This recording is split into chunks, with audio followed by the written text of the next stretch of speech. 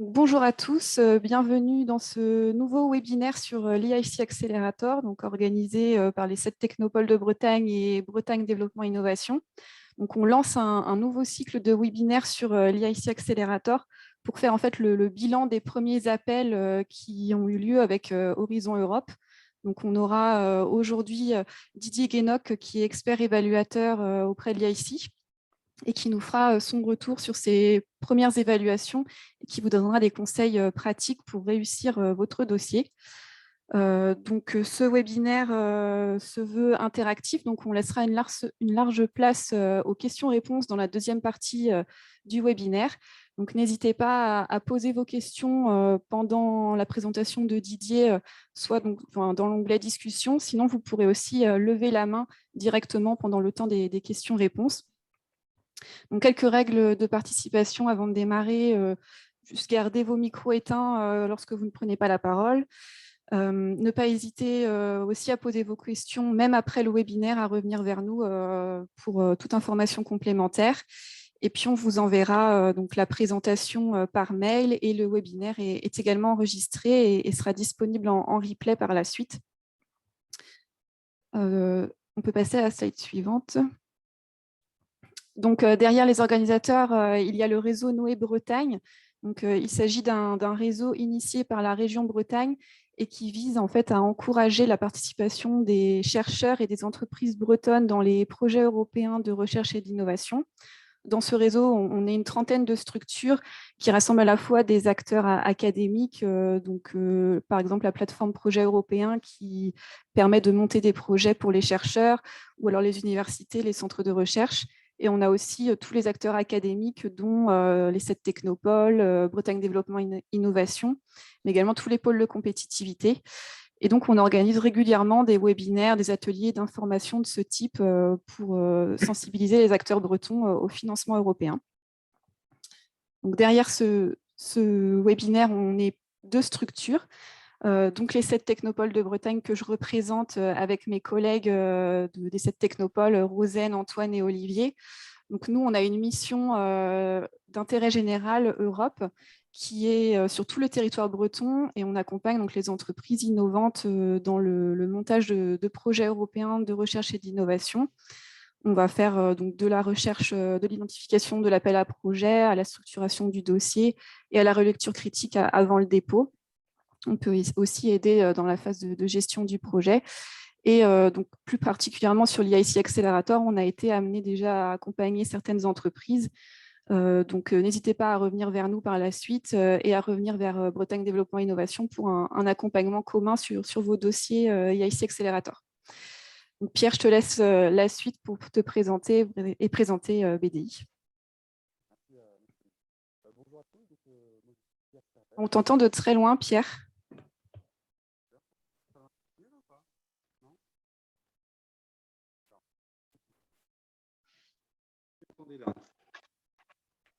Non? C'est mieux là, parfait. C'est mieux?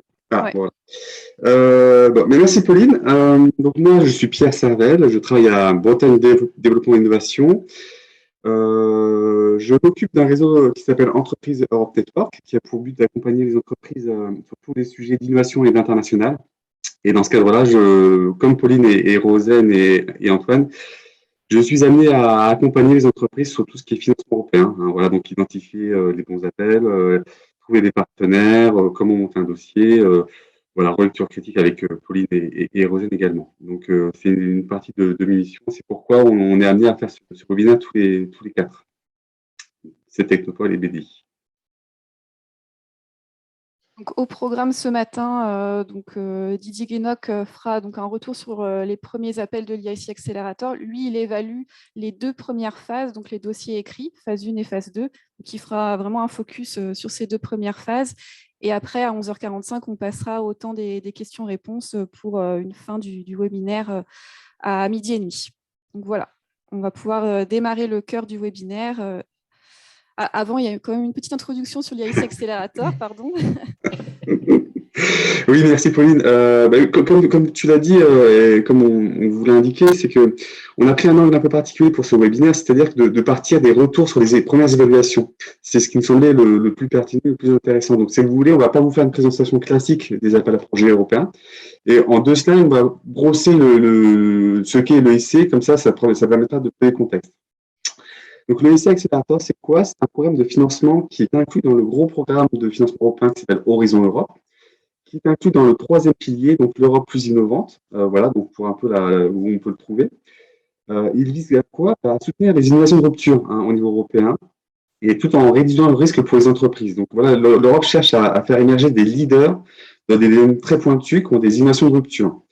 C'est un programme qui a un budget de 10 milliards d'euros sur 7 ans et il s'articule autour de 3 gros programmes, enfin 3 instruments, on va dire. Le Pathfinder, l'EC Transition et l'EC Accelerator, ce qui nous occupe aujourd'hui. La notion intéressante à avoir quand on parle de ces 3 programmes ou ces 3 instruments, c'est la notion de TRL. La notion de TRL, c'est quoi? C'est comment on positionne son innovation sur une échelle qui va de la recherche fondamentale jusqu'à la mise sur le marché. Et la Commission européenne, si vous voulez, elle a des instruments qui vont s'intéresser à ces 3 volets. C'est le Pathfinder, c'est un instrument qui va aider les innovations fondamentales, TRL 1 à 4. Le site transition, c'est quoi? C'est un instrument qui va financer des projets un peu, comme son nom l'indique, entre la recherche fondamentale et l'innovation. Et puis le IC Accelerator, qui nous intéresse aujourd'hui,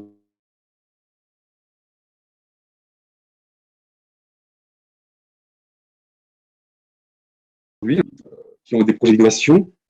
L'intérêt de cet instrument-là, c'est quoi? C'est que ça va financer des PME qui souhaitent déposer toutes seules.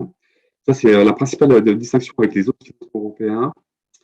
L'autre distinction, il y a un financement mixte, c'est-à-dire qu'il y a une partie subvention qui peut aller jusqu'à 2,5 millions et une partie investissement capital, donc aussi qui est nouveau pour les financements européens. Ça peut aller jusqu'à 15 millions. Voilà, donc tout ça, c'est des choses qui sont présentées dans les webinaires de première sensibilisation. Donc, on pourra vous répondre aux questions si vous avez des questions plus précises sur ces points-là. Nous contacter également ou poser des questions pour lors de la session de questions-réponses. On peut passer à la slide suivante. Voilà. Le IC Accelerator, si on rentre un tout petit peu plus dans le détail, c'était un appel il y a 2 appels différents dans le IC Accelerator. Et le premier, c'est l'appel Open, c'est-à-dire qu'une PME peut déposer un projet toute seule sur n'importe quelle thématique. C'est elle qui choisit en fonction de sa stratégie de ses projets. Et puis, il y a des appels qu'on appelle challenge. Donc, ça, c'est la Commission européenne qui a souhaité mettre des focus sur des sujets qu'elle considère comme importants.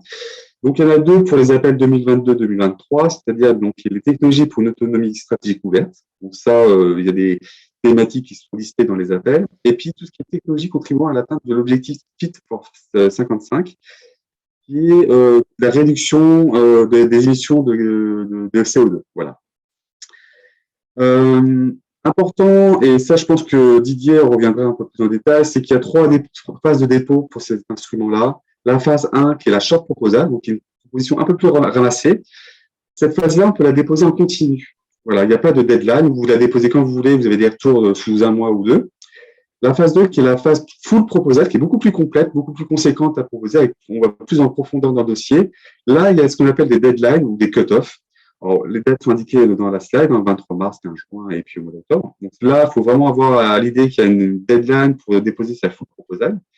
Et puis, une phase 3, si vous passez les 2 premières phases, où il y a une phase d'évaluation devant un grand jury. Et là, c'est plutôt l'objet du deuxième webinaire qu'on vous présentera à la fin de ce webinaire-là. Voilà. Je vais passer la parole à Didier, qui va présenter sa parole, enfin sa présentation, et qui va vous Merci. présenter le côté évaluateur. Voilà. Voilà. Merci Pierre. Bonjour à tous. Donc, je me présente, Didier Guénoc. Je suis évaluateur pour l'EIC Accelerator depuis 2019. Et donc, je vais vous faire un petit peu mon retour d'expérience sur l'année 2021. La première chose peut-être à dire, c'est qu'en tant qu'expert, Je suis un intervenant externe. Nous sommes tous des intervenants externes. Et donc, comme vous savez, en tant qu'intervenant externe, l'IIC nous demande de faire des évaluations de projets. Et en 2021, effectivement, il y a eu un changement de paradigme en tant que stratégie et aussi en tant comment dirais-je, le format du processus de sélection, avec un short proposal, un long proposal que Pierre vient de décrire et le jury. Donc moi, là, je vais donc concentrer ma présentation sur le short proposal et le long proposal, tout en sachant que le long proposal, je vais plutôt le survoler parce qu'il est impossible de faire une analyse complète du long proposal dans le temps de ce webinaire. Mais en sachant qu'il y a des ponts entre le short proposal et le long proposal, notamment au point de vue contenu. Qu'est-ce qu'on attend de vous quand vous remplissez ces dossiers? Avant de commencer aussi, je vais juste rappeler que l'objectif de ce webinaire, c'est d'accroître vos chances de succès lors du dépôt de vos candidatures, en faisant en sorte que quand vous préparez vos dépôts, vous ayez à l'esprit le point de vue de l'évaluateur. Alors, entre ce qui se passait avant 2021 et ce qui se passe depuis 2021, il y a une constante par rapport aux évaluateurs, c'est que nous sommes toujours confrontés à une contrainte de temps très forte. Donc, je vais vous expliquer ceci maintenant. On va commencer par le short proposal.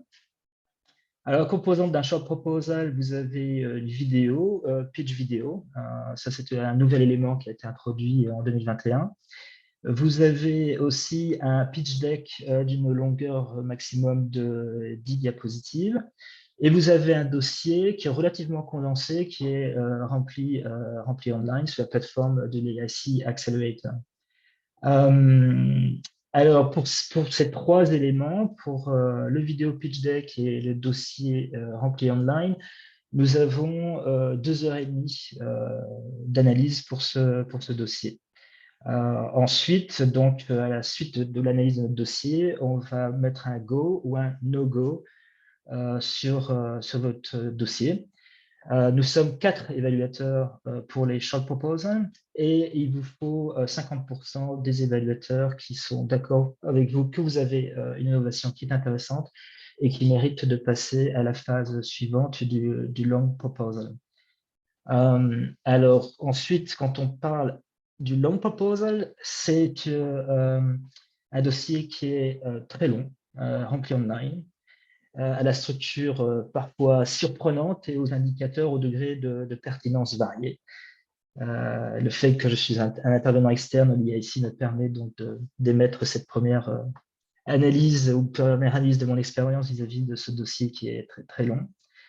Vous avez un business plan à fournir, un fichier Excel. Vous avez un pitch deck d'une longueur maximum de 10 diapositives. Dans la réalité, c'est le pitch deck que vous avez déjà fait pour le short proposal, ajusté si nécessaire quand vous avez eu des commentaires particuliers de la première évaluation et vous voulez améliorer ceci.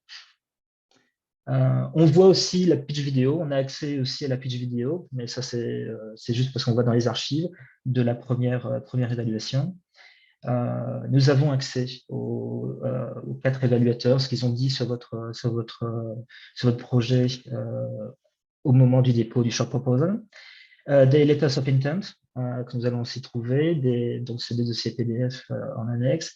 On aura un dossier Freedom to Operate, donc ça c'est en regardant votre propriété intellectuelle pour démontrer que vous avez la maîtrise de votre innovation et que vous avez la propriété intellectuelle dessus. Alors, quand c'est des softwares, ce sera pas des patents, ce sera du copyright. Quand ce sera du hardware, on va s'attendre à avoir des patents ou au moins des demandes de dépôt, des projets de déposer des dépôts pour avoir un patent. Et un dossier sur la gestion des données. Alors ça, c'est si pertinent. Ça va dépendre quelle est exactement la nature de votre projet. C'est le GDPR, c'est la directive européenne donc sur la gestion des données qui souvent est reprise dans ce dossier. Et vous avez la possibilité de mettre des annexes supplémentaires en format PDF. là, nous avons 5 heures pour le faire. Honnêtement, j'arrive difficilement à faire un dossier, à analyser un dossier et donc à écrire mon rapport sur ce dossier en 5 heures.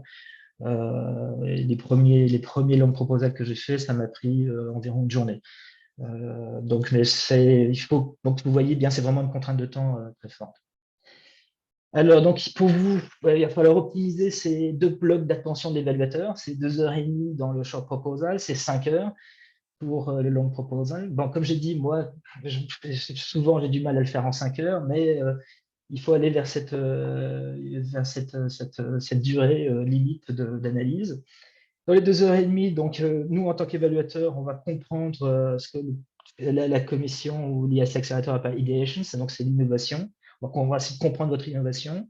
On va essayer de comprendre le potentiel de croissance que représente votre innovation. Et on va essayer aussi de bien comprendre déjà quelles sont les grandes lignes du business model que vous voulez développer et l'équipe actuelle. Comment elle fonctionne, déjà quelle est sa composition, sa taille, comment elle fonctionne. Pour les long proposals, alors il faut bien, avant de dire, je voudrais revenir sur l'aspect de l'équipe. Contrairement à ce qui s'est passé en 2021, vous pouvez être qu'un entrepreneur dans un garage où vous pouvez déjà être une PME déjà avec un nombre conséquent d'années d'expérience, de taille de marché, d'équipe. Ceci est pris en compte quand on fait cette évaluation, bien évidemment.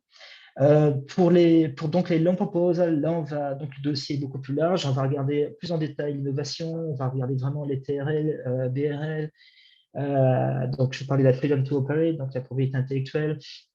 On va regarder en détail le business model, sur l'intérêt des clients, la concurrence, le partenariat, la commercialisation, le business plan. L'équipe actuelle, ça donc, mais également future,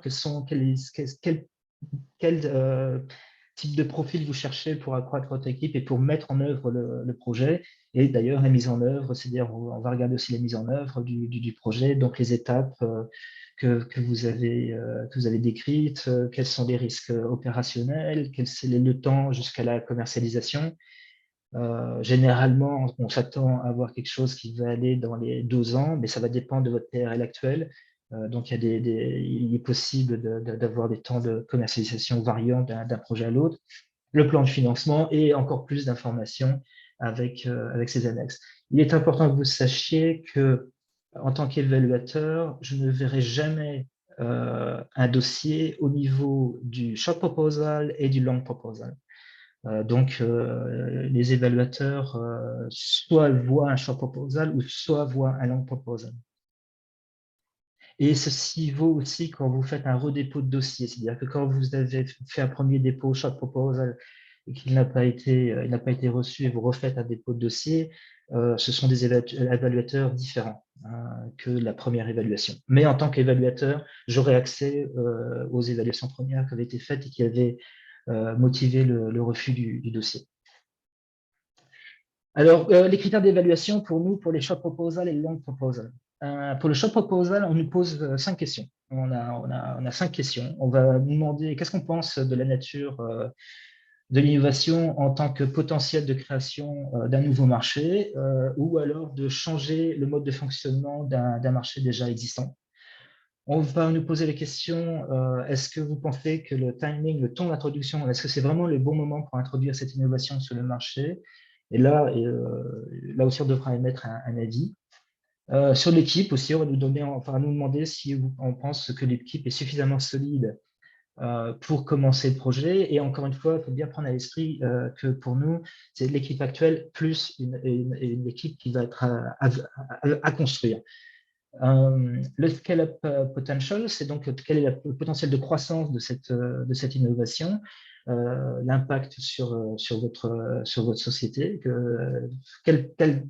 qu'est-ce que ça va générer comme chiffre d'affaires, comme activité économique. Mais ça va aussi, on regarde aussi un niveau plus large que la société et niveau économique. On parle aussi de broader impact. Et là, on arrive dans des impacts sociétaux sur réduction des effets, des émissions de gaz à effet de serre, ça peut aller pour la santé, etc. C'est plus divers. Alors, le long proposal, on nous demande 3 critères. Premier critère, c'est l'excellence. Deuxième critère, c'est l'impact. Et critère 3, c'est le niveau de risque.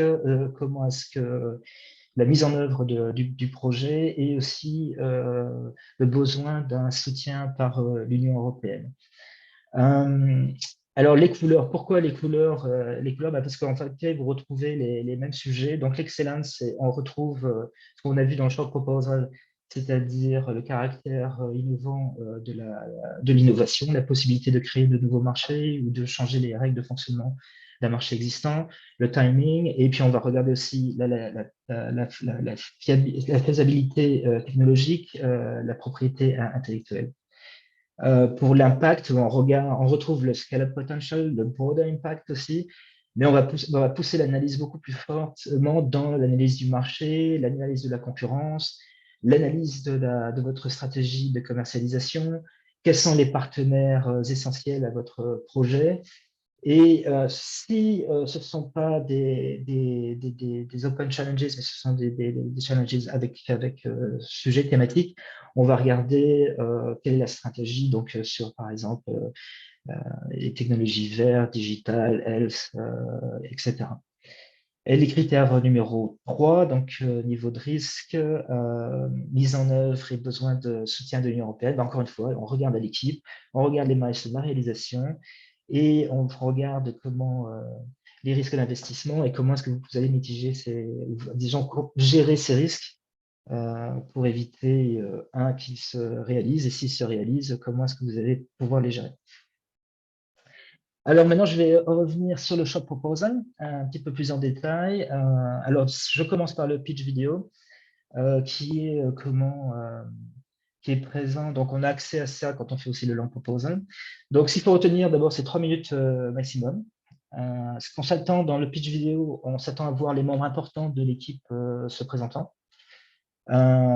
On espère voir une description claire de l'innovation, notamment de ses aspects techniques et aussi des aspects commerciaux, et une articulation entre l'expérience de l'équipe et la naissance de l'innovation. J'ai repris les couleurs précédemment, donc vous voyez ici, on va plutôt voir donc, la mise en œuvre et puis l'excellence de l'innovation. Alors, ce qui est important de garder à l'esprit pour vous, c'est que pour moi, en tant qu'évaluateur, la pitch vidéo, ça va être le premier ou le second contact avec votre entreprise, votre projet. La plateforme est construite de telle manière que nous, en tant qu'évaluateurs, quand on commence l'évaluation d'un projet, on a une description rapide que vous faites dans le questionnaire online. On comprend quelques lignes expliquant de quoi il en retourne, et ensuite on a le choix d'ouvrir le pitch vidéo, le pitch deck, et ensuite seulement on ouvre votre dossier que vous avez rempli online. Pour moi, la pitch vidéo, ce n'est jamais mon premier contact, en vérité c'est toujours mon second contact, parce que je préfère passer d'abord par le pitch deck pour garder peut-être une certaine neutralité sur la chose. Et ensuite, je vais sur le pitch vidéo. Alors, qu'est-ce qu'il faut ne pas faire et faire sur le pitch vidéo? Alors, évidemment, il y a un caractère personnel de ce genre d'exercice. Il y a peut-être certains évaluateurs qui réagissent différemment ou pas. Donc, parce que je peux vous donner, moi, mon expérience, mon avis sur les choses. Bon, à mon avis, tous les évaluateurs vont être d'accord avec la première chose à ne pas faire. C'est qu'une vidéo, ça dure 3 minutes. 3 minutes, 1 seconde, on a un écran noir, on ne voit plus rien. Donc, si vous avez quelque chose de très intéressant à dire et que c'est après 3 minutes, on n'aura pas accès à ceci. Et c'est vraiment dommage parce que ces vidéos donnent un petit peu aussi un sentiment par rapport à votre capacité commerciale. Donc, essayez de respecter vraiment ces 3 minutes. Et ensuite, il ne faut pas oublier en plus que ça va nous donner, nous, l'envie de savoir plus. Après la fin de cette vidéo, voilà, bon, on aimerait bien en savoir plus. Et donc, finir un petit peu, si vous me permettez l'expression, en queue de poisson, c'est un peu dommage. Alors, ensuite, ne pas faire également, c'est de présenter le pitch deck, mais en vidéo. C'est un petit peu un gâchis de support. C'est pas ce qui est demandé. On a vraiment, c'est la première, le contact avec l'équipe visuelle, un aspect un petit peu plus humain à travers cette vidéo. Alors, dans le cas que j'ai flouté, mais vous voyez quand même que sur la droite, en haut, il y avait, on voyait le visage du speaker, mais enfin bon, c'est dommage. Je vous recommande de ne pas le faire. Et en revanche, ce que je vous recommande de faire, c'est, excusez-moi, j'ai encore quelque chose que je voulais dire ne pas faire, c'est l'utilisation des effets visuels. Les effets visuels, si vous voulez en mettre, allez-y, mais il faut que ce soit justifié pour soutenir votre discours. Ici, c'est un peu dommage d'utiliser des fonds d'écran type Zoom ou Teams, qui en plus, enfin, il faut être sujet de transparence et il va y avoir une discussion transparente entre un investisseur potentiel et une équipe. Et là, pour donner une notion de transparence, ce n'est pas vraiment un bon départ. Donc, ne faites pas ce genre de choses. Bon, tous les évaluateurs ne seront peut-être pas d'accord avec moi, mais enfin, moi, ça me gêne toujours quand j'ai des vidéos comme ceci. En revanche, ce que j'aime beaucoup, c'est les gens qui sous-titrent, qui donnent des sous-titres à leur présentation. Ici, c'était une entreprise irlandaise. Comme vous le savez, les Irlandais ont un anglais qui est un petit peu rocailleux par moment, ou par location géographique. Et donc, ils avaient mis des sous-titres ici, ce qui a aidé à comprendre leur discours. Et ce sont des sous-titres qui sont lisibles. Il faut pas tomber, il faut bien gérer vos sous-titres, parce que j'ai eu aussi le cas, notamment, je pensais à une entreprise italienne où c'était la moitié de l'écran, c'était les sous-titres, c'était des caractères qui étaient de taille beaucoup trop petite et c'était vraiment difficile de les lire. Donc, n'hésitez pas à utiliser les sous-titres.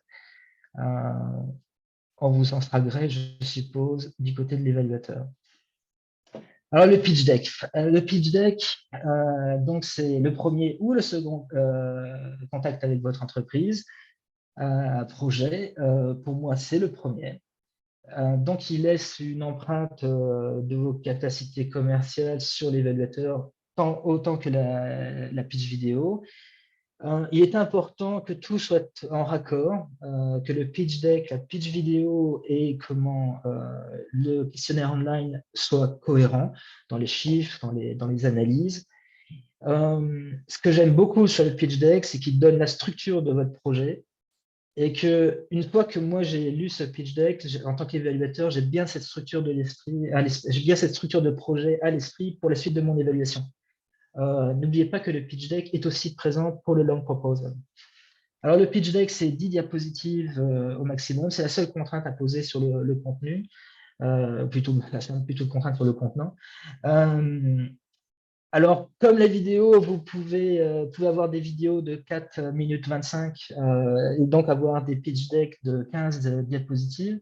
Bon, moi, je suis diligent, je vais jusqu'aux 15 slides, mais contractuellement, en tant qu'évaluateur, on peut arrêter au niveau de 10 diapositives.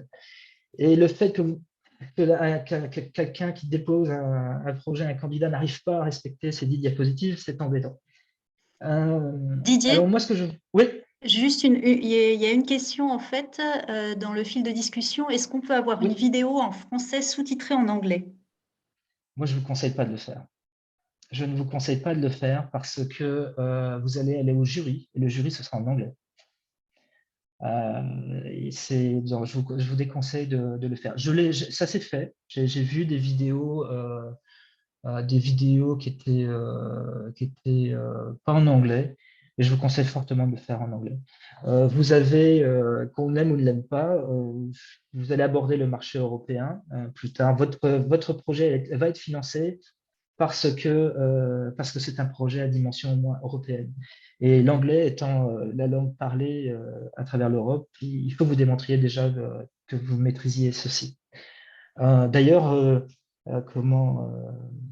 j'ai pensé à ce que vos sites web aussi aient une présentation en anglais. C'est vraiment la langue de travail. Donc, je vous déconseille de le faire. Merci. Pour ce qui est du pitch deck, donc, j'ai dit 10 slides maximum. Donc, moi, ce que je vous suggère, c'est d'utiliser comme un peu un executive summary.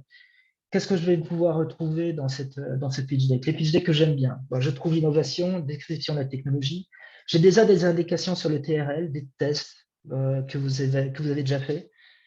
J'ai les grandes lignes du business model. Je comprends quel est le problème, quelle est la value proposition du projet. J'ai déjà des projections de développement. Alors attention, il ne faut pas donner un business plan. On ne vous demande pas ça à ce stade au niveau du short proposal. Mais dans le pitch deck, avoir quelques projections sur quel va être votre chiffre d'affaires à 5 ans, par exemple, ou le nombre d'employés, c'est quelque chose qui est très intéressant pour nous en tant qu'évaluateurs, et notamment quand on va mettre en balance les besoins de financement que vous demandez à l'IAC Accelerator et quel va être le chiffre d'affaires que vous pensez atteindre dans 5 ans. Donc, il faut qu'il soit raccord. N'oubliez pas qu'il y a aussi, quand vous avez les financements ici, vous avez aussi des equity. Et là aussi, l'IAC Accelerator espère faire un retour sur investissement à travers son fonds qui est dédié aux investissements equity. Donc, c'est intéressant dès le début d'avoir ces informations. La concurrence, ça c'est vraiment bien d'avoir une petite analyse déjà de ce qui se passe. La stratégie de commercialisation, on parle en gros ce que vous voulez faire. Si vous pouvez déjà parler de vos prix, etc. Mais encore une fois, il ne faut pas que ce soit trop, ce soit indicateur de ce que vous voulez faire. Des premiers clients, des market validations que vous avez déjà fait. Si vous coopérez avec des entreprises, n'hésitez pas à les nommer aussi, mettez leur logo, surtout si c'est des entreprises connues. Tout ça, c'est vraiment très intéressant. Moi, j'aime beaucoup le timeline, passé et futur. Alors, c'est vraiment de la société, donc savoir d'où la société vient, quand est-ce qu'elle a été fondée, et aussi du projet. Donc, où est-ce que vous allez aller avec ce projet? Le timeline, c'est plutôt vraiment les milestones que vous voulez atteindre avec le financement de l'IIC. Et l'équipe actuelle, donc sa taille, ses compétences, son expérience, les motivations. Si vous avez des co-founders, dites-le déjà. Si vous êtes à plusieurs à détenir la société, vous n'avez pas besoin de donner les pourcentages, mais quand vous présentez les gens, mettez co-founders. Pourquoi? Parce que généralement, disons qu'on n'aime pas trop les sociétés qui sont à 100% détenues par un seul individu. Donc, si on voit déjà que ce n'est pas le cas, c'est aussi quelque chose qui est positif. Bien que sur un champ proposal, vous n'allez pas vous faire rejeter pour ça. Mais en tant qu'évaluateur, si on a dans le dossier quelqu'un qui nous dit « je suis à 100% des propriétaires de cette entreprise et j'ai déjà une équipe », il est probable que l'évaluateur va se poser des questions quant à la motivation future de l'équipe. Et donc, voilà ce que je peux dire sur le pitch deck. Est-ce qu'il y a d'autres questions? Non, toujours pas? Non. Ok, je vais continuer. Alors, ne pas faire. La première chose, c'est ça, c'est terrible. C'est 10 diapositives en 2h30, 2h30 d'analyse pour le dossier. Et on a 10 diapositives du pitch deck qui font comme ça. C'est complètement inutilisable pour nous. Donc, vraiment ne pas le faire. Ça ne veut pas dire néanmoins que vos évaluateurs ne peuvent pas absorber un certain niveau de complexité. Moi, je me suis retrouvé avec cette slide qui, a priori, semble compliquée, mais dans le pitch deck était tout à fait pertinente, mais elle faisait du sens et m'avait bien aidé à comprendre ce qu'il voulait faire, où est-ce qu'il voulait intervenir. Alors, le questionnaire online, ça, c'est ce que vous allez remplir sur la plateforme. En tant qu'évaluateur, première remarque, c'est que moi, en tant qu'évaluateur, j'aime bien le dossier court online. Je trouve qu'il est assez clair, assez net. En revanche, pour le long proposal, c'est un outil beaucoup plus difficile à utiliser. Moi, en tant qu'évaluateur, je vais avoir la confirmation ou l'infirmation de mon premier sentiment. Et donc, dans ce dossier, vous allez décrire votre solution, vous allez dire quelles sont les solutions existantes et quelles sont leurs limites actuelles, et vous allez parler de Ideations, Development, Go-to-Market. Ideations, on retrouve en gros dans quel est le problème que vous voulez résoudre. Qu'est-ce qu'il y a de nouveau par rapport aux solutions qui existent? Pourquoi vous pensez que ça va être un succès et pourquoi maintenant? Et vous voyez, c'est en raccord avec nos critères d'évaluation que j'ai présentés précédemment. Development, là, on va vous demander de regarder, de décrire votre équipe et déjà vous exprimez des besoins potentiels pour des rajouts d'équipe. Moi, personnellement, en tant qu'évaluateur, quand c'est un TRL5, 6, c'est une jeune société et qu'une équipe me dit « on est complet, on a tout ce qu'il nous faut », ça m'étonne. Alors, peut-être ça peut être justifié, mais en tant qu'évaluateur, c'est déjà un premier drapeau rouge, vraiment. Et donc, au contraire, si vous voyez des limites dans votre équipe, n'hésitez pas à dire que vous voulez compléter. Vous avez reconnu les limites et que vous voulez, grâce au financement européen, accroître la taille de votre équipe et ses compétences. Ça vaut aussi pour les partenaires qui sont dans votre chaîne de valeur, vos fournisseurs, les universités avec qui vous travaillez, etc. Si vous dites, il y a la possibilité de dire est-ce que vous avez besoin de ces partenaires extérieurs ou pas. Si vous dites non, il faut que ce soit justifié, il faut qu'on comprenne pourquoi vous n'avez pas besoin. Ce qui va être encore une fois justifié, mais ça pose toujours un point d'interrogation parce qu'on est plus habitué à avoir des dossiers où les gens coopèrent. Quels sont les risques d'échec? Pourquoi est-ce que vous avez besoin de l'IIC? Pourquoi vous n'avez pas essayé avec d'autres sources de funding? Les choses que l'on voit souvent, c'est que projet taille européenne, du point de vue local, on n'a pas ce qu'il nous faut, donc on va vers l'IIC, et autrement, on voit beaucoup de choses comme quoi on a réussi à avoir du seed funding, on a réussi à avoir des early stage VC, mais pour aller plus loin, on a besoin de l'IIC. Description des choses que vous allez faire de cet apport en financement, donc les deliverables. Description de votre produit, use cases, features, donc pourquoi est-ce qu'on va utiliser ce produit, quelles sont les caractéristiques du produit. Vos besoins de financement, là, il y a généralement on voit des grants et puis des equity. Possibilité de demander que des grants seulement, mais comment c'est equity aussi, possibilité de demander que l'equity, mais si vous êtes déjà dans le TRL9, pour l'instant, je ne l'ai jamais vu, je crois. Et puis aussi description de l'impact, c'est-à-dire sur votre société et plus large. Alors maintenant, sur le go-to-market, quel est le marché que vous visez? Ou est-ce que c'est un nouveau marché que vous allez faire? Comment est-ce que votre innovation va être utilisée? Qui est intéressé par votre innovation? Et est-ce que vous pouvez estimer le temps qu'il vous faudra pour commercialiser votre projet? Alors, quelques points sensibles au niveau de ce short proposal. Comme je disais tout à l'heure, j'ai du mal à faire un long proposal en 5 heures.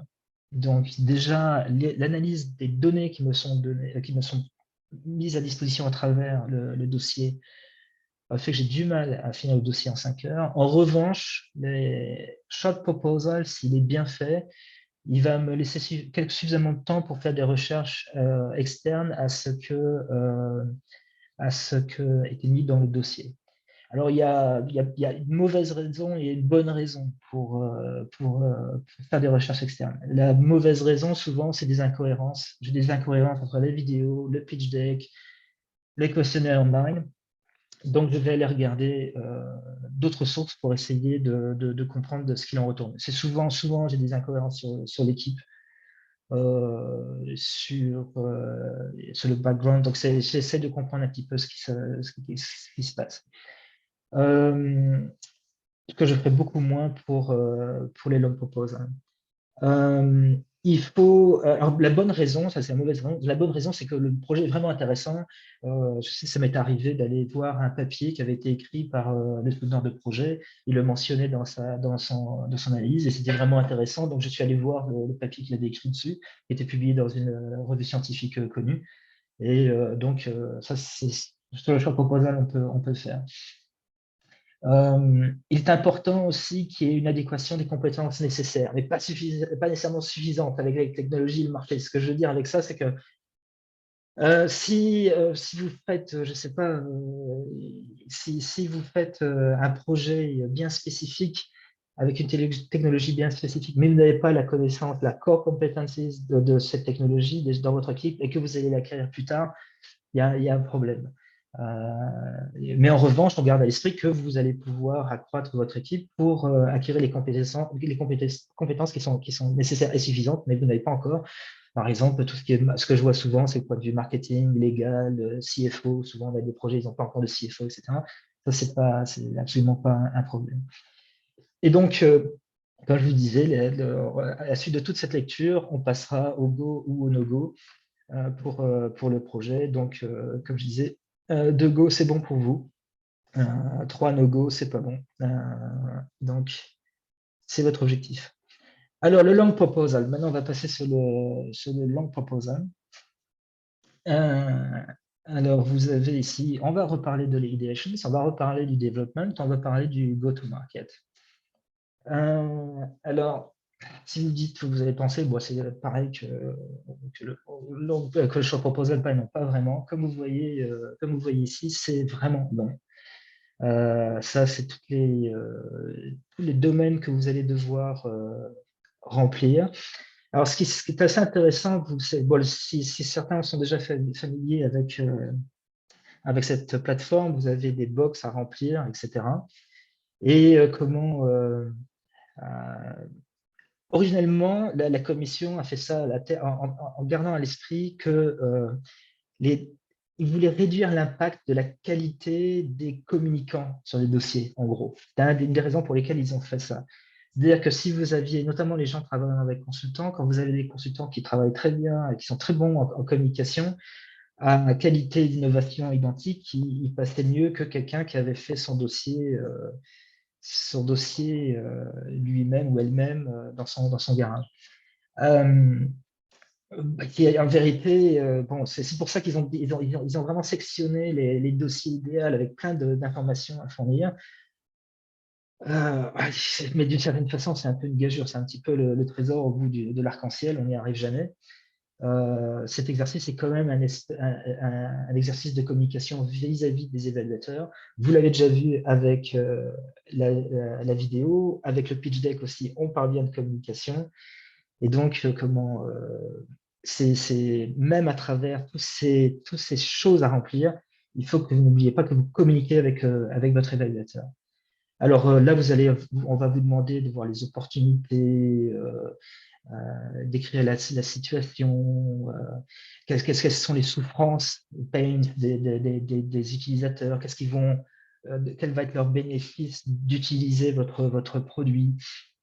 Alors, il y a description, je vais passer vite fait brièvement le temps que vous donnez pour résoudre tous les problèmes, la description du travail que vous allez faire avec le financement pour atteindre ces objectifs, et aussi les différentes limites auxquelles vous allez être confrontés et comment vous allez pouvoir essayer de résoudre ceci lorsque vous allez mettre le projet en route. Alors, vous pensez qu'Ideation, ça avait beaucoup, attendez, Development, ça continue à s'accroître. Là, sur le Development, on va vous demander encore une fois votre équipe avec les add-ons, on va avoir quel est votre stade de développement, ce fameux TRL, le BRL aussi, quels sont l'état du marché actuel, comment est-ce que quel va être l'impact de votre innovation sur le marché, votre équipe. Donc, on reprend les mêmes choses que précédemment, mais c'est beaucoup plus détaillé. Et il y a quand même des ajouts. Donc, le Freedom to Operate qui apparaît sur cette liste. Donc, on va vraiment bien comprendre votre propriété intellectuelle. Généralement, le Freedom to Operate, c'est un document assez court où on verra, pour les entreprises déjà établies, souvent, il y aura un cabinet d'avocats spécialisé dans le IP qui va dire que vous êtes OK, ou il y a des fois il y a des problèmes aussi. Moi, j'ai des dossiers où ils disaient ils avaient un claim sur un de leurs patents, c'est qu'ils étaient en train de le résoudre pour défendre le fait que ils avaient vraiment la droit de propriété sur leur technologie. Et en revanche, les projets où ce sont des sociétés pas encore créées ou très jeunes, ils commencent de toute façon la recherche sur Google Patent et puis ils disent que ils vont continuer, avec l'argent qui va être fourni par l'ISI, ils vont faire une étude plus approfondie avec un cabinet d'avocats. Il y a aussi les milestones, donc vraiment les étapes à atteindre pour l'ISI. Ce sont des milestones obligatoires que vous allez décrire, des choses que vous allez devoir, ce que vous allez vous engager à faire et le temps, et vous allez avoir des audits qui vont se faire de l'ISI, qui viendront vous voir, est-ce que vous avez fait ce que vous avez besoin de faire? Et en sachant que si jamais ce n'est pas fait et que ce n'est pas justifié, le financement peut s'arrêter. Voilà, je vais passer le temps tournant, je vais passer. Comme vous voyez, ce n'est pas possible de faire dans le temps imparti une analyse complète du dossier Long Proposal. Alors, surtout quand on passe du go-to-market, alors là, c'est massif. Vous avez énormément de questions sur le time, SAM, et comment l'évolution du marché, de son taux de croissance annuel, description de vos clients, la segmentation du marché, pourquoi est-ce que des gens vont accepter de payer, pourquoi vous faites une SWOT analysis de votre société et du projet par rapport à cette société. Le financement est revu, vous allez présenter un business plan que vous allez mettre en Excel. Donc, c'est très, très, très, très détaillé. Je vais regarder les stratégies de sortie les investisseurs, quand est-ce que vous pensez qu'ils vont pouvoir commencer à sortir? Est-ce que vous avez déjà des contacts avec des investisseurs pour des étapes ultimes? Si vous pensez, par exemple, cette semaine, j'ai eu un cas où ils demandaient 17 millions 5, donc l'ardoise complète pour l'IIC, mais ils pensaient qu'ils allaient devoir entre 60 et 70 millions d'euros. Donc, ils avaient déjà un plan pour des financements futurs. Donc, toutes ces choses-là qui vont devoir être fournies. Si vous avez des questions spécifiques sur certains qui ont déjà familiers sur ces indicateurs, on essaiera de les prendre en question et j'essaierai de mon mieux de vous répondre sur tous ces champs qui sont fort nombreux. Alors, pour l'évaluateur, quand on est confronté au Long Proposal, on est confronté à une masse importante de données, de faits. Aussi, ce que je peux vous donner comme conseil, c'est la plateforme peut entraîner des répétitions. Je vois beaucoup de répétitions, des copier-coller de box précédentes qui sont collées dans d'autres box plus bas. Moi, en tant qu'évaluateur, j'apprécierais qu'on me dise que, as mentioned earlier, si vous faites ça, dites comme vous l'aviez mentionné plus tôt, et moi, ça va m'aider, ça va libérer mon temps. Parce que quand je vois quelque chose qui se dit, non, mais j'ai déjà lu ça, est-ce qu'ils ont rajouté quelque chose ou pas? Si je sais qu'il va y avoir rien de rajouté, je vais pouvoir passer à la box suivante et travailler sur le supplément, le complément d'information. Toute incohérence dans le dossier entraîne des pénalités importantes. Alors, ça veut dire que parce que vous êtes incohérent, on va vous mettre un no-go. Non, les pénalités, c'est qu'on va passer du temps dessus à comprendre pourquoi vous êtes incohérent sur certaines choses. Il y a des incohérences qui sont involontaires ou qui peuvent se justifier complètement, et d'autres où on se pose vraiment des questions. Qu'est-ce qui se passe? Pourquoi c'est incohérent sur ça? Est-ce qu'il a mal compris? Est-ce qu'ils ont mal compris quelque chose? D'où ça vient? Et automatiquement, je perds du temps, enfin, nous perdons du temps. Quand c'est des incohérences non volontaires, c'est justifié, mais c'est non volontaire, pardon, excusez-moi, c'est pas justifié. Quand c'est des incohérences volontaires, c'est bien qu'on passe du temps dessus. Donc, faites attention à la cohérence de votre document. Si un champ vous semble incongru et pas applicable à votre projet, ne le remplissez pas avec des informations inutiles, dites que c'est pas applicable pour vous.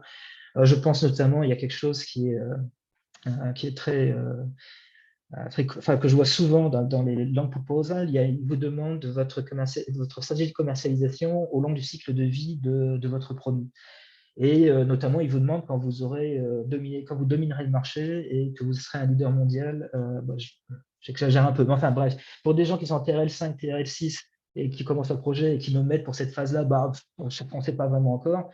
en tant qu'évaluateur, on ne va pas vous pénaliser. On comprend que pour vous, ce n'est pas vraiment pertinent. Pour quelqu'un qui est en TL9, bon, on pense peut-être qu'il faudrait avoir déjà plus d'idées. Alors ici, pour le input-output, donc le long proposal, donc le output de l'évaluateur, ça va être, on va donner 3 go ou no go sur les 3 critères que j'ai parlé tout à l'heure, donc l'excellence, l'impact et l'implémentation risque. Il faut que vous sachiez qu'un seul évaluateur donnant un no-go, vous ne passez pas. Donc, il faut que les 3 évaluateurs disent go sur les 3 dimensions. Donc, il vous faut 9 go. Donc, c'est un dossier compliqué. Donc, c'est votre intérêt d'aider les évaluateurs. D'ailleurs, donc je finirai ma slide, c'est comment passer l'obstacle de la sélection sur dossier pour vous. Bon, d'abord, travaillez votre vidéo et surtout votre pitch deck. Le pitch deck est très important pour moi dans les long proposals. Rappelez-vous que moi, quand je vois un long proposal, je n'ai pas vu votre dossier short proposal. Donc, le premier document que je regarde vraiment, c'est le pitch deck. Et ça va être vraiment ma ligne de vie pendant toute mon évaluation. Parce que si le pitch deck est bien fait, si je me perds un peu, ça va me permettre de me remettre sur des rails, de comprendre, ah ok, c'est vers là qu'on va. Aussi, vous avez vu le nombre de questions qui a trait au bloc Go-to-Market. Ce qui est sûr, c'est que la technologie sans commercialisation est clairement pas le focus de l'EIC Accelerator. Donc, faites attention à tout ce qui est stratégie de commercialisation. Si vous êtes encore une fois, si vous êtes en TRL 5, TRL 6, on comprendra que votre stratégie de commercialisation sera sans doute moins élaborée, mais on ne comprendra pas que vous n'ayez pas suffisamment réfléchi. Donc, il faut que vous réfléchissiez à votre stratégie de commercialisation et vous le démontrez avec votre input, tout en reconnaissant, encore une fois, que vous n'avez pas toutes les variables pour définir un plan bien précis. Donc, ma conclusion pour le short proposal, en gros, ne perdez pas l'évaluateur avec des détails inutiles. Et pour le long proposal, c'est plutôt l'inverse, c'est aider l'évaluateur à ne pas perdre les grandes lignes de votre projet en rattachant les détails fournis à ces grandes lignes. Donc, faites attention quand vous rajoutez, quand vous remplissez des box, etc. Surtout quand vous avez beaucoup de termes techniques, quand vous avez des termes vraiment spécifiques au marché que vous utilisez, enfin, que vous visez, dans lequel vous êtes actif, faites attention d'être consistant, cohérent et d'utiliser vraiment les mêmes termes et les rattacher. C'est très important pour faciliter notre lecture. Voilà, maintenant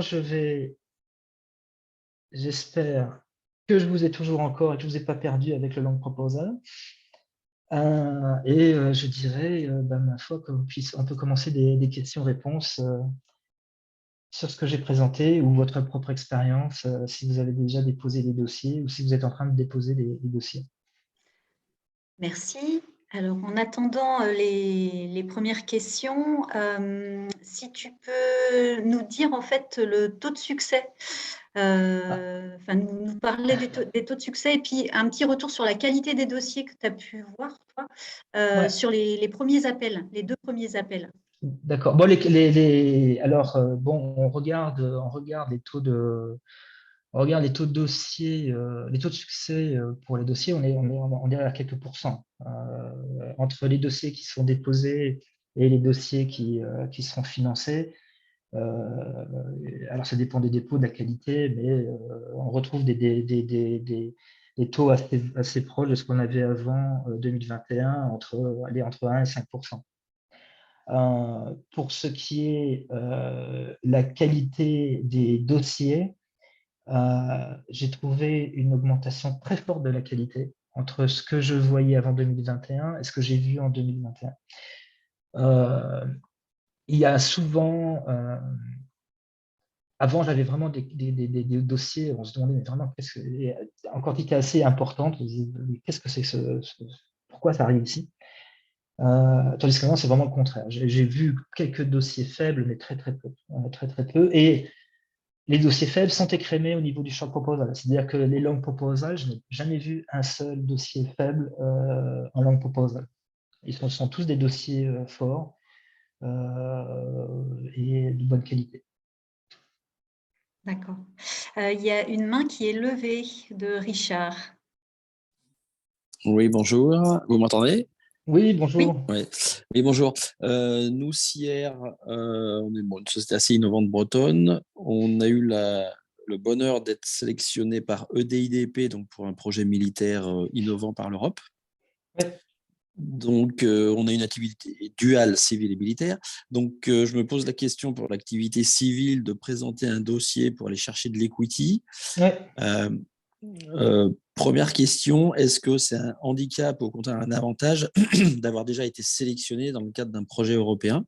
C'est la première question. Et la deuxième question, c'est est-ce qu'il y a des critères justement de nature un peu financière, des ratings sur la viabilité de la société, etc. Alors, comment? Bon, est-ce que sélectionner pour un projet européen, c'est quelque chose de positif? Oui, c'est quelque chose de positif. Ça veut dire que il y a déjà des gens qui ont travaillé sur votre projet et qui ont trouvé que c'était un projet intéressant. Donc, effectivement, c'est positif. Vous avez tout intérêt à le mentionner. Pour ce qui est des ratings de société, etc., non, on n'a pas de critères comme ceci, il n'y a pas de rating. On a un business plan où on va regarder un petit peu le PNL, les turnover PNL et puis le bilan aussi. Mais l'idée quand même, l'IIC Accelerator étant un intervenant public, on s'attend quand même, ce sont des entreprises. Le fait que les entreprises aient des bilans plus fragiles que d'autres sociétés, c'est presque la raison d'être au départ, hein, c'est-à-dire que de l'IIC Accelerator. Ok, parce qu'aujourd'hui, c'est vraiment le cas, hein. S'agissant de start-up, on perd de l'argent. Donc, Oui, non, ça c'est. Voilà, j'ai des investisseurs. Mais par contre, j'ai eu le cas dans le cadre de DIDP, il a fallu que j'aille chercher une caution bancaire internationale, ce qui a quand même été assez complexe. Les projets, alors moi, je suis pas familier du tout avec les projets liés à la défense, mais je suppose effectivement que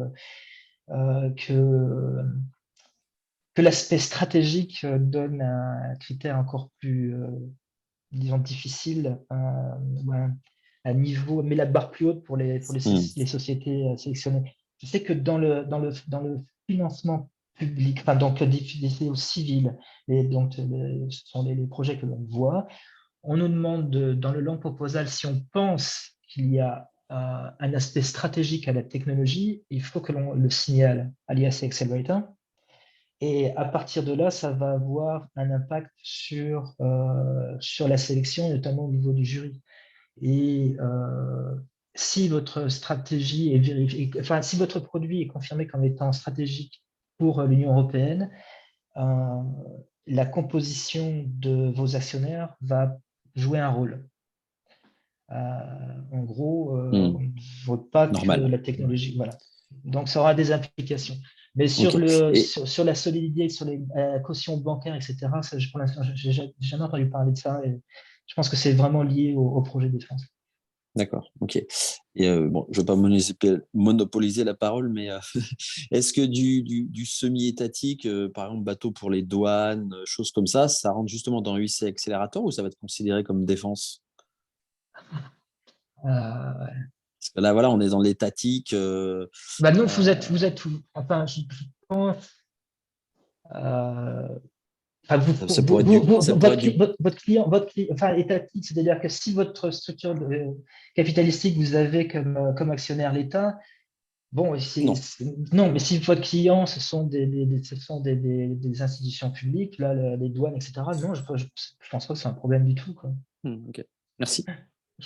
Alors, une question en ligne, puis après, il y a une main levée. Alors, par rapport au montant demandé à l'EIC, si le fait de demander le maximum diminue les chances de succès d'une candidature. C'est une demande maximum injustifiée à diminuer les chances de candidature. Moi, j'ai plutôt des dossiers où les entrepreneurs sont peut-être un peu trop modestes, souvent. D'accord. Donc, non, ça ne diminue pas les chances de succès. Alors, vous aurez des discussions qui sont... il faut bien comprendre, bon, vous avez le short proposal, long proposal, ensuite il y a le jury, et ensuite vous allez négocier avec le fonds dédié qui se trouve au Luxembourg, qui va donc gérer les prises d'equity dans les différentes sociétés qui vont être sélectionnées. Et là, il va y avoir des négociations au niveau terms and conditions, etc., qui vont se faire. Mais au niveau des 3 phases jusqu'au jury, c'est clairement pas, c'est justifié, c'est justifié. OK. Alors, Hervé, qui lève la main. Oui, bonjour. Bonjour. Alors, j'ai plein de questions, mais je vais limiter quand même parce que je ne vais pas prendre tout le temps. On s'aperçoit quand même que ces dossiers-là, c'est quand même un gros exercice de communication, même s'il y a des pare-feux qui ont été mis en place. Oui. Et avec un taux de sélectivité hyper sélectif. En voyant tous les dossiers, ça me paraît encore plus complexe que les projets Horizon Europe à monter, comme ça, à première vue. Mais est-ce que vous pourriez nous donner un aperçu des dossiers qui ont été retenus en finale sur 2021? Si vous voulez, l'IC Accelerator publie la liste des sociétés qui ont été retenues pour le financement. On pourra vous l'envoyer après l'hyperlink. Donc, vous avez vraiment la liste des sociétés. Il y a des sociétés françaises, d'ailleurs, qui ont été sélectionnées. En revanche, on n'a pas accès au dossier. Et moi, en tant qu'évaluateur, une fois que je fais une évaluation, j'ai la documentation que j'ai gardée. Je suis sous contrat avec l'IC Accelerator de confidentialité, donc je ne peux pas faire n'importe quoi avec cette documentation. Mais j'ai dans ma plateforme, j'ai toute la liste des évaluations que j'ai faites. Je n'ai plus accès ensuite à la documentation. Okay. Alors, j'ai encore moins accès à la documentation d'une société sur laquelle je n'ai pas travaillé et qui a été sélectionnée. OK. Mais Oui. effectivement, on pourra envoyer la liste des Après, pour préciser peut-être un petit peu, au final, la sélection se joue à peu de choses, hein, puisqu'il y a énormément de candidatures et une sélectivité hyper forte. Donc, au moment, c'est quoi le petit truc qui va faire la différence entre un critère en no-go pour un évaluateur ou un critère en go? J'ai un peu l'impression que c'est compliqué en fait à percevoir quel va être le différenciant qui fait qu'un projet passe la barre ou pas. Bon, alors, il y a il y a plein de choses à dire sur cette question. Qu'est-ce qui fait qu'un projet passe la barre ou pas? Bon, d'abord, c'est une prise de décision collégiale. C'est plusieurs évaluateurs qui travaillent. C'est basé sur des théories de décision en disant qu'en gros, si vous avez plusieurs experts qui passent un temps réduit sur un dossier, et ils auront une probabilité de faire une meilleure prise de décision qu'un expert hyper pointu qui passera beaucoup de temps sur le dossier. Donc moi, ce que je peux vous dire en tant qu'évaluateur, j'ai beaucoup, effectivement, reconnaître que c'est un exercice de communication. Donc, faites attention que votre dossier soit lisible, soit compréhensible par l'évaluateur. Ensuite, les incohérences. À chaque fois il y a des incohérences dans un dossier, ça enlève du temps d'évaluation et automatiquement, c'est une pénalité pour le projet qui est sélectionné. Ensuite, vous avez la qualité intrinsèque du projet. Vous êtes en concurrence. C'est-à-dire que moi, je vois des projets. Je travaille pas mal sur l'intelligence. J'ai un background de financier, mais je vois sur la finance, mais je vois aussi sur l'intelligence artificielle, parce que je fais aussi de la modélisation de risque pour des établissements financiers. On voit, je vois des projets concurrents, et donc il y a certains projets qui sortent vraiment du lot. On voit qu'ils ont vraiment un plus, c'est-à-dire qu'ils ont la technologie qu'ils mettent en œuvre, les partenaires qu'ils ont. Il y a je ne peux pas donner de nom de trop d'indications, mais j'ai des projets dans le quant computing. J'ai vu vraiment des projets de qualité différente. Et il y en a certains, on se dit, ceux-là, ils sont vraiment forts. Donc, il y a la qualité intrinsèque du projet. Alors que quand c'est plutôt ça, c'est plutôt quant computing, c'est un nouveau marché, etc. Mais si vous voyez des marchés plus établis, l'innovation, on verra des innovations où où on pourra voir vraiment un impact.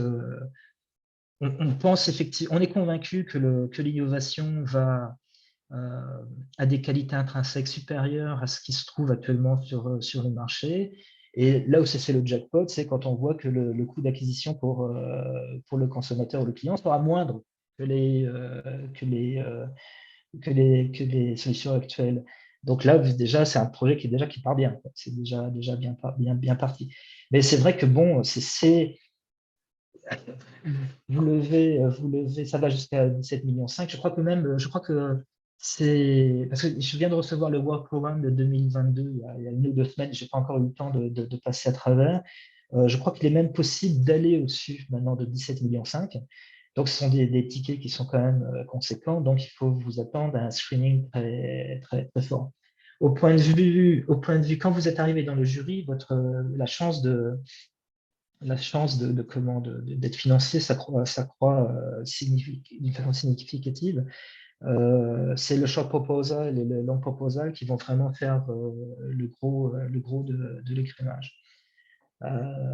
Donc, oui, ça demande beaucoup de travail, ça demande d'avoir.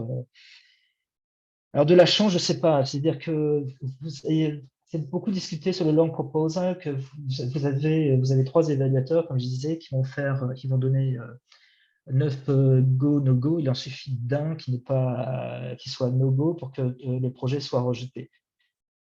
Bon, voilà, j'ai 2 remarques à faire sur ceci. C'est-à-dire que la première, moi en tant qu'évaluateur, quand j'ai un doute sur une société, et comme je sais que mon no-go ça va être la guillotine sur le sujet, quand j'ai un doute, je vais toujours en faveur de la société. Donc, dans mon rapport, j'exprime mes doutes, mais je donne un go, hein, parce que j'ai un doute. Et donc, je préfère donner l'avantage à la société. Et je compte sur la sélection collective donc pour les 2 autres évaluateurs de faire tilter l'aiguille d'un côté ou de l'autre. Je ne le fais pas très souvent, mais ça m'est déjà arrivé. Ensuite, en tant quand je suis receveur, moi, si vous êtes receveur d'un dossier long proposal qui a été rejeté et que vous avez très peu de no-go, faites attention à ce qu'on vous dit. Vous allez avoir accès aux évaluations, quelles sont les raisons pour lesquelles votre dossier n'a pas été reçu.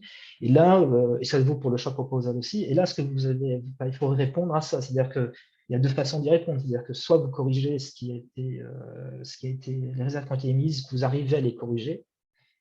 Si vous n'arrivez pas à les corriger, parce que je ne sais pas, vraiment, ça touche à la moelle osseuse, mais s'il est possible de le corriger, vous corrigez. Ou alors, si l'évaluateur n'a pas compris, vous pouvez redéposer votre dossier en expliquant là que l'évaluateur s'est trompé, n'a pas compris, et en justifiant bien pourquoi il ne s'est pas compris, et il n'a pas compris, ou expliquer pourquoi vous êtes en désaccord et pourquoi vous pensez que ce n'est pas le cas. Moi, j'ai déjà eu ce cas sur un short proposal où la société qui me disait que l'évaluateur n'avait pas bien compris, et c'était la société qui avait raison. On est tous humains, les évaluateurs font des erreurs, ou les dossiers ne sont pas suffisamment clairs, et c'était clair à la lecture du nouveau dossier déposé que la société avait tout à fait raison de dire qu'un évaluateur s'était trompé. Alors, Morgane Rousselot a une question. Oui, bonjour. Alors, merci beaucoup Bonjour. déjà pour toutes ces informations très utiles. Alors, moi, j'ai une question concernant les cabinets qui nous sollicitent pour nous accompagner dans le dépôt des dossiers. Donc, je pense qu'il est enfin, je ne sais pas. Qu'est-ce que vous pensez de l'accompagnement de ces cabinets? Faut-il se faire accompagner ou pas? Et comment les sélectionner? Parce qu'il y a des cabinets en France, il y a des cabinets en Europe. Enfin, moi, je suis pas mal sollicitée par ce type de cabinet et aujourd'hui, ils sont tous meilleurs. Oui, il y a dans leur domaine. Oui, je sais. Bon, comment dire? Si ça rend le processus. Enfin, moi, j'ai rien contre les cabinets. Se faire aider, c'est une bonne chose. En plus, je crois qu'en France, vous avez des. Moi, je suis de nationalité. Je suis enregistré avec ma nationalité française et ici Accelerator, ce qui fait que je vois aucun dossier français. Donc, je ne suis pas en conflit. Je suis pas en conflit d'intérêt avec ça. une société, je crois qu'en France, vous avez des programmes de soutien de la BPI. Oui. Peut-être Oui, Pauline Roselaine tout à fait. pour donner plus d'informations sur ça.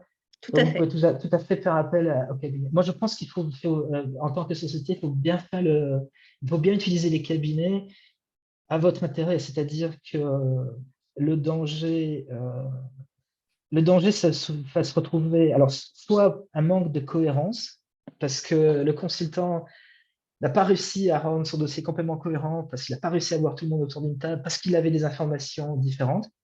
Donc, si vous travaillez avec un cabinet de consultants, vérifiez avec lui en dernière étape la cohérence du dossier soumis. Et et le problème va se retrouver au niveau du jury. Alors, je crois qu'en ligne, vous aviez Javier Etchari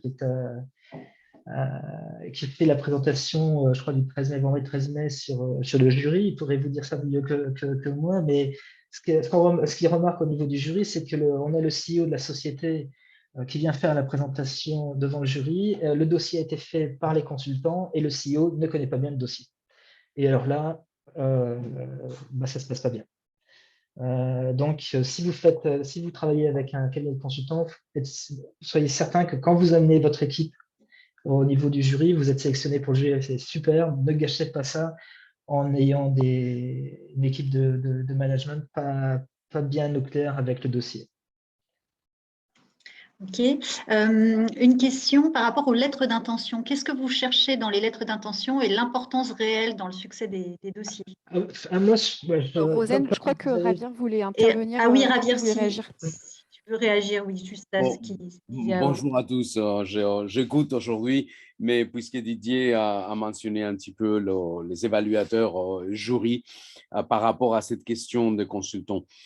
Un des mandats que nous avons en tant que jury, c'est de bien identifier les sociétés qui, si bien elles se sont fait aider par un cabinet de consultants, que les dossiers soient vraiment maîtrisés et dirigés par la société.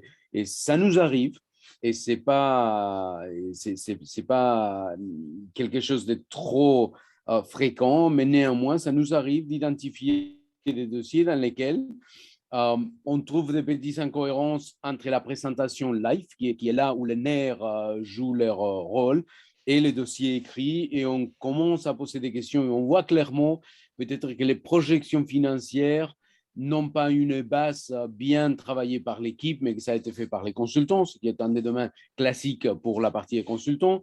Donc, toute une partie du business development qui est fondamentale pour nous, pour les évaluateurs et pour les jurys, a été fait par les consultants et qui n'est pas compris de la même manière par l'équipe dirigeante. Et donc, du coup, c'est vraiment un no-go de notre part de nous retrouver dans ces cadres de figure. Ça nous est arrivé de trouver ce type de situation et renvoyer la société à l'interview suivant, parce qu'on trouvait que néanmoins les dossiers étaient extrêmement forts et qu'il y avait des glitches, des manquements sur certains chiffres, certaines informations, mais que c'était corrigeable dans ce sens. Donc, c'était facile à corriger. Donc, ça nous est arrivé. Mais en général, c'est très, très important. Et rappelez-vous que c'est un de nos mandats d'identifier que le dossier est bien maîtrisé et dirigé par la société, pas par les consultants. Aucun problème avec les consultants. Simplement, il faut bien que ça soit dirigé et maîtrisé par l'équipe qui présente. Merci. Alors, oui, par rapport aux lettres d'intention. Ah oui, les lettres d'intention. Alors, moi, vous avez vu, la commercialisation, ça joue un rôle très important. Pour moi, quand je commence déjà un projet et je vois qu'ils ont des alpha ou des bêta-testeurs de leur technologie et qu'en plus ils sont payants, et ça, c'est vraiment un très, très, très bon signe. C'est un signe très, très fort. Alors, les utilisateurs, bon, idéalement, ce sont des noms de sociétés que tout le monde connaît, mais si ce n'est pas des utilisateurs connus, n'hésitez pas à mettre un site web de référence de quel type d'utilisateur c'est, quand c'est des grosses PME, etc. Quand on n'a pas ça, on a les lettres d'intention avec 10 ans de sociétés qui disent en gros que le projet les intéresse, qu'ils aimeraient bien devenir clients, ou alors on reçu des lettres d'investisseurs aussi qui nous disent qu'ils seraient intéressés de faire des follow-on rounds une fois que l'IIC a investi.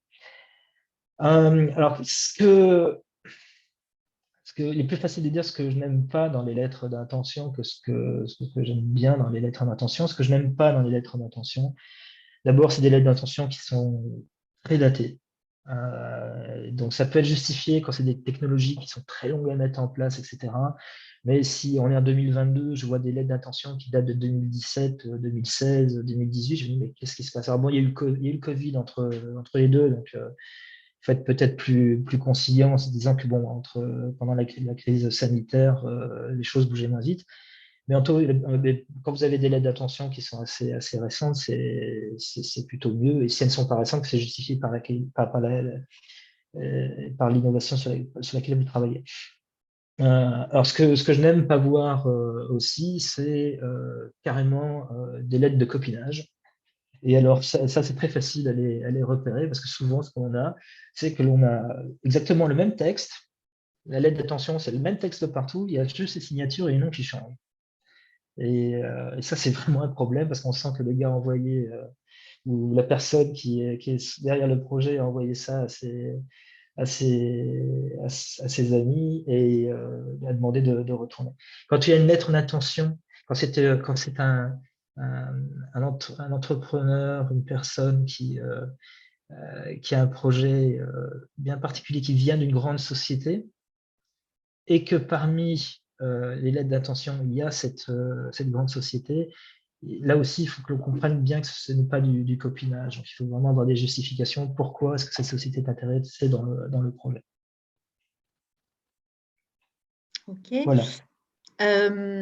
Toujours dans la long proposal, comment exploiter au mieux les annexes?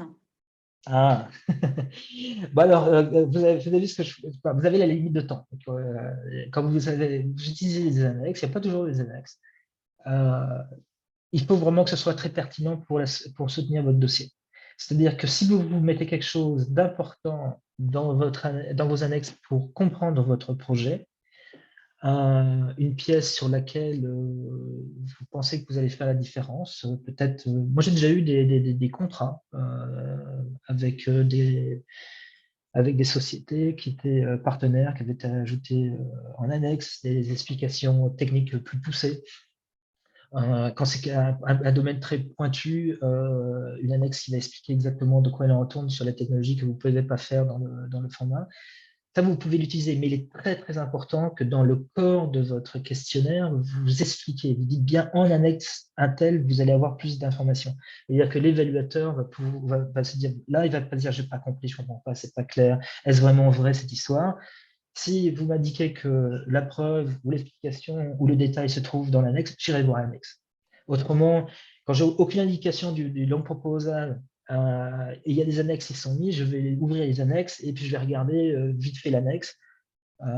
Et s'il faut vraiment un coup de chance pour vous que je me dise, ah tiens, finalement, ça c'est un truc important, ça n'a pas été mentionné dans le dossier, c'est bien dommage. Malheureusement, encore une fois, avec la contrainte de temps, ça risque peu de se produire. Comment vous évaluez le caractère disruptif des projets? Oui, bah, c'est un petit peu c'est un peu ce qu'on disait tout à l'heure hein, pour la sélection d'un dossier qui va être couronné de succès ou pas. On va regarder plusieurs dimensions et ça va dépendre aussi de l'expérience de l'évaluateur parce qu'on regarde sur des dossiers qui sont souvent connexes et donc on va pouvoir voir des choses qui nous paraissent pas communes. Quand on n'a pas de connaissances sur quelque chose, parce que nous ne sommes pas. Ça, c'est vraiment. Était un des participants tout à l'heure a mentionné le fait de communication. Oui, c'est vraiment une communication, parce que vous êtes les experts dans votre domaine. Nous, en tant qu'évaluateurs, il y a très peu de chances qu'on soit autant experts que vous dans le domaine, parce que vous avez pensé à amener une innovation déjà, le fait que vous avez pensé à amener une innovation dans ce marché ou créer un nouveau marché fait que vous êtes probablement ahead de tout le monde. Donc, il va falloir communiquer sur ça. Et donc, moi, quand on me dit c'est une solution qui n'existe pas, qui n'est pas vue, etc., la première chose que je vais aller sur Google, sur le Shop Proposal, et je vais commencer à regarder, tiens, est-ce qu'il y a quelqu'un qui offre quelque chose de similaire? Et donc, ce sont des petites recherches comme ça, basées sur l'information fournie par le candidat ou la candidate. Et donc, ensuite, c'est le jugement d'un expert combiné avec 4 experts qui va dire, ouais, effectivement, on pense que c'est disruptif. Alors, comme je disais, c'est soit vous touchez un marché que personne n'a encore touché. Alors, il faut vraiment faire très attention parce que souvent, les candidats ont un peu tendance à oublier les marchés connexes avec les substituts. Et quand on commence à réfléchir, on se dit, ouais, après tout, ça peut être, ce besoin-là peut être connexe à tel besoin, il peut être rempli par telle solution, ou alors cette société qui a une solution très similaire ou dans un marché connexe pourra très vite rentrer sur le marché dès qu'il devient intéressant. Et disons que quand c'est vraiment un marché nouveau, voilà, il va falloir nous convaincre, ça, ils vont être convaincus. Et sur les marchés existants, comme je disais, on va regarder, est-ce que les qualités intrinsèques de l'innovation sont meilleures que ce qu'il y a sur le marché actuel, ce que l'on connaît. Et puis là, effectivement, le coût d'acquisition ou de transfert d'acquisition du consommateur sont des informations qui sont très intéressantes. Et si vous pouvez déjà donner quelques indications, même au niveau du short proposal dans votre business model, en disant que vous pensez que le coût d'acquisition sera, ou le coût d'utilisation sera plus faible pour le consommateur, c'est des informations à passer. Ok. Comment vous abordez la question du risque dans un dossier EIC, projet risqué mais pas trop avec du potentiel? Quelles recommandations pour bien le présenter? Oui, alors, bon, il y a beaucoup de choses. Il y a beaucoup de...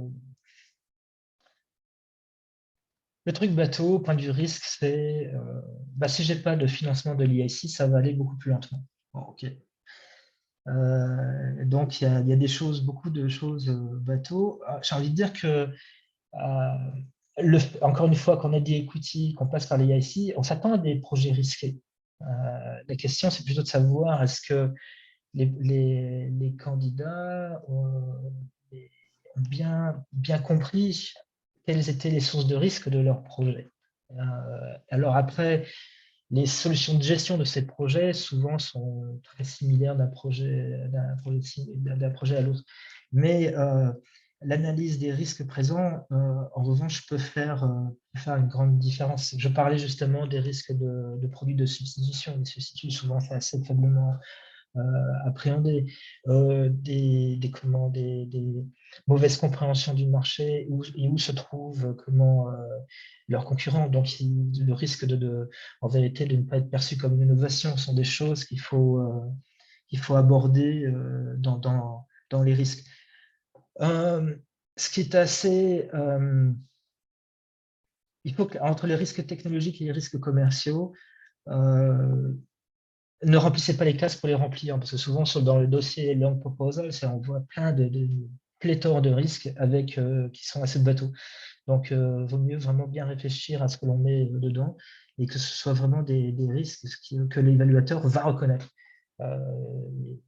Et que l'évaluateur va dire, en gros, si moi, en tant qu'évaluateur, je vois un dossier et je me dis que ce dossier est exposé à ce risque X, Y, Z, et que dans la liste des risques qui sont présentés dans le dossier, je ne vois pas ces risques, ça va me poser des questions. Alors, soit je me dis, je n'ai pas compris le dossier, ou ils n'ont pas compris le marché dans lequel ils s'adressent. Et bon, donc, il y a de fortes chances que ce soit la solution numéro 2 qui soit choisie par l'évaluateur. Okay. Avez-vous quelques conseils à donner aux entreprises souhaitant déposer un dossier ayant trait à l'IA? Ah oui, l'intelligence artificielle. Oui, alors oui, il y a plusieurs choses à dire sur ça. Comme c'est un petit peu un buzzword, moi quand je vois un projet intelligence artificielle, La première chose que je mets, ok, est-ce que vraiment ce projet-là a trait ou utilise et fondé sur l'intelligence artificielle? Parce que très souvent, je peux avoir des projets type application smartphone, et puis plus tard, on rajoutera l'intelligence artificielle. Non, moi, je veux voir vraiment que le projet vraiment dépend de l'intelligence artificielle. Alors, comment est-ce que moi, en tant qu'évaluateur, je vais pouvoir me tranquilliser sur ceci? Donc, d'abord, la description du produit, des senseurs qui vont être utilisés, du processus, là où est-ce que l'intelligence artificielle va intervenir. Qu'on ne parle pas d'algorithme, mais aussi comment est-ce que les données vont être collectées sur des phénomènes. Si vous avez déjà des senseurs qui sont déjà en place, que vous avez déjà travaillé sur des projets, n'hésitez pas à mettre des photos. Par exemple, le pitch deck, il est génial pour faire ça. J'ai des présentations où on fait des photos des senseurs utilisés qui sont soit dans le marché ou pas, mais donc ils comprennent ça. Un algorithme nécessite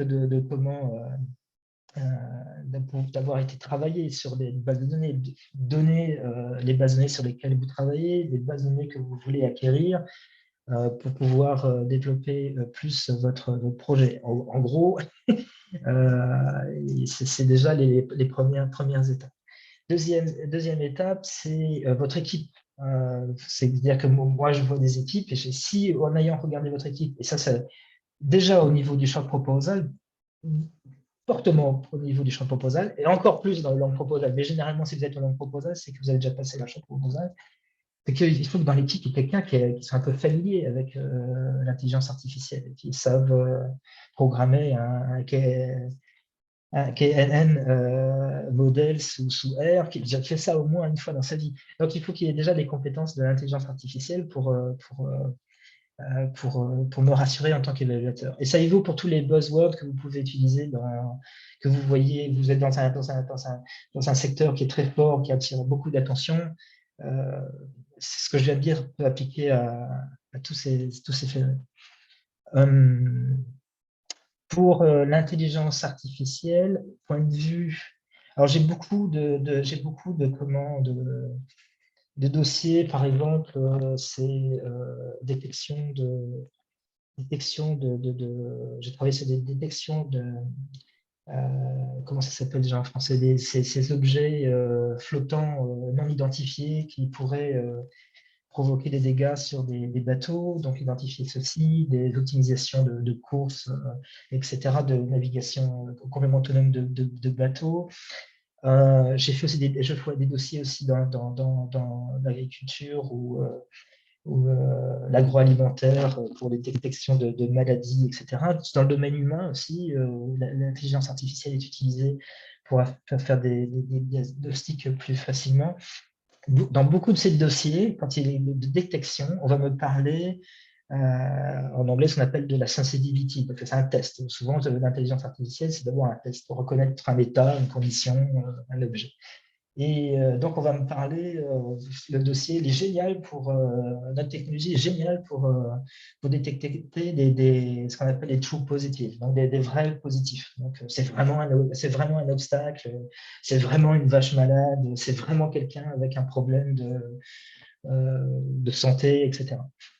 Mais on me parle très peu de la spécificité de ces outils, c'est-à-dire la capacité aussi à identifier des vrais négatifs et d'être très bon sur l'efficience totale, et notamment que l'on ne va pas traiter des vrais négatifs en faux positifs, parce que du coup, ça casse l'échelle de coût, parce qu'on va me dire, ouais, on arrive à des conditions de 90% pour les cas qu'il faut identifier comme étant un problème. Mais si on identifie beaucoup de cas aussi comme des cas à problème, mais ce ne sont pas des cas à problème, ça va créer des coûts que le consommateur ou l'utilisateur aura à la fin. Donc, pensez aussi à penser à la sensitivity, specificity, efficiency de tous ces tests. OK, merci. Je vous propose qu'on arrête là ce webinaire. Il y avait la slide suivante. Oui. C'est mon adresse email. Hein, si vous avez d'autres questions, je vous remercie beaucoup pour votre attention. J'espère que que vous en avez retiré quelque chose de cette présentation. Et puis, si vous avez d'autres questions, n'hésitez pas à m'envoyer des emails. Merci à toi, Didier. Oui, on a rappelé ici, en fait, dans la présentation qui vous sera envoyée, le diagnostic Europe, donc l'appui de BPI France pour vous faire accompagner par un cabinet. Et puis, sachez que vous pouvez revenir vers nous à la fois BDI, donc Pierre, qui est intervenu au démarrage, et puis les 7 technopoles, Pauline, moi-même, et puis Antoine. Si vous avez des questions, pour vous faire accompagner, pour relire vos candidatures, c'est un accompagnement gratuit. Donc, n'hésitez pas à nous solliciter. Merci à vous et bonne journée à tous. Bonne fin de semaine aussi et bon week-end. Merci. Au revoir. Au revoir. Au revoir.